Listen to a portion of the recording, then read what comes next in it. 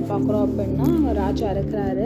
அசிஸ்டான்ற ஒரு ராஜா இருக்காரு. அவர் நெகேமியா பார்த்து, ஏன் நீ துக்கமாக இருக்க, ஏன் கவலையாக இருக்க, உனக்கு வியாதியா அப்படிலாம் சொல்லி கேட்கும்போது இன்னும் அவனுக்கு கொஞ்சம் பயம் வந்துருச்சு. அப்போ டக்குன்னு சொல்கிறான், என்னோடய பிதாக்களோட கல்லறை வந்து மோசமான நிலையில் இருக்குது, அவங்க அக்கினால் சுட்டரிக்கப்பட்டிருக்கு அப்படின்னு சொல்லும்போது, சரி நீ என்ன சொல்ல வர, இப்போ என்ன பண்ணணும் அப்படின்னு கேட்குறாரு. அவன் உடனே ஆண்டவர்கிட்ட சன்னிதானம் ஜெபம் பண்ணுறான். பரலோக ராஜா சன்னிதானம் ஜெபம் பண்ண பிறகு அவன் ராஜாவை பார்த்து சொல்கிறான், நான் போய் எட்டி போய் பார்த்துட்டு வரலாமா, என்னோட பட்டணத்தை வந்து நான் மீண்டும் கட்ட விரும்புகிறேன், யூதா தேசத்துக்கு நான் போய் போகணும்னு நினச்சிருக்கேன் அப்படின்னு சொல்லும்போது, உன் பிரயாணம் எவ்வளோ நாள் போயிட்டு எப்போ வருவேன் அப்படிலாம் சொல்லி கேட்கும்போது, ஆண்டோட சித்தமாக இருக்குது, ராஜாவுக்கு இது சித்தமாக இருக்குது அப்படின்னு தெரிஞ்சுக்கிட்டான்.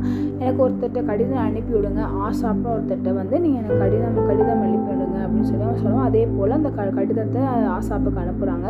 தேவனுடைய தயவுள்ள கரம் என்மேல் இருந்தபடினால் ராஜா அவைகளை எனக்கு கட்டளையிட்டார் அப்படின்னு சொல்லி பார்க்குறோம். அதுக்கப்புறம் அங்கே என்ன நடக்குது அப்படின்னா, நதிக்கு அப்புறமா அவங்க போகிறாங்க. இதை பார்த்த சன்பலாத்தும் தொபியாவுக்கும் வந்து கொஞ்சம் விசிரமாக இருக்குது.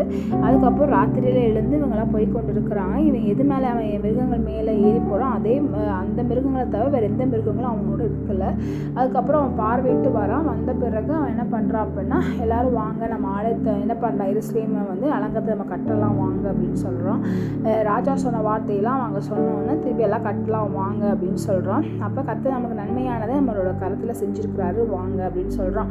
உடனே இந்த தொபியாவும் சன்பலாத்தும் என்ன பண்ணுறாங்க அப்படின்னா நிந்திக்கிறாங்க. நிந்திச்சோன்னா ஒரு வார்த்தை சொல்கிறான் அந்த இடத்துல, அதற்கு நான் மறுமொழியாக பரலோகத்தின் தேவனாக எங்களுக்கு காரியத்தை கைகூட வர பண்ணுவார், அவருடைய ஊழியக்காரனாகிய நாங்கள் எழுந்து கட்டுவோம், உங்களுக்கு என்றால் எருசலேமிலே பங்கும் இல்லை பாத்தியமும் இல்லை, உங்கள் பெயர் விளங்க ஒன்றும் இல்லை என்று அவர்களுடனே சொன்னேன் அப்படின்னு சொல்லி அவன் சொல்கிறான். அந்த இடத்துல எவ்வளோ அழகாய் அவன் வந்து ஆண்டோட சொன்ன வார்த்தையே அந்த எருசலேமின் அலங்கத்தை அவன் கட்டுவதற்கு அவன் முன்பு வரான். அவன் ஒரு பானபாத்திரக்காரனாய் அவன் இருந்ததை நாம் பார்க்க முடியும். ராஜாவுக்கு அவன் பானபாத்திரக்காரன் இப்படிப்பட்டவனாக இருந்தான். ஆனால் கர்த்தர் அவன் இருதயத்தை ஏவினபடினால் இந்த காரியத்தை அவன் செய்கிறான். கர்த்தர் தாமே உங்களை ஆஸ்வதிப்பாராக.